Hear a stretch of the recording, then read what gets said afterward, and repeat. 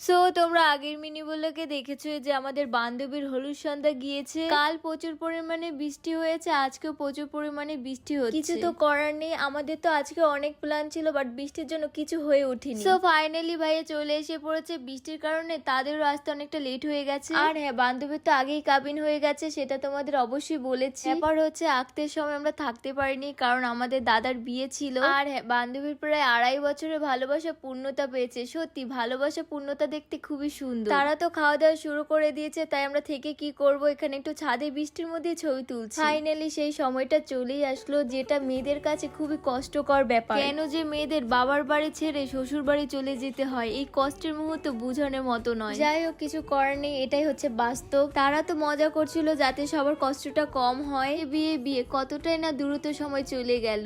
So তোর আর ভাইয়ের নতুন জীবনের পথ চলার অনেক অনেক শুভকামনা রইলো।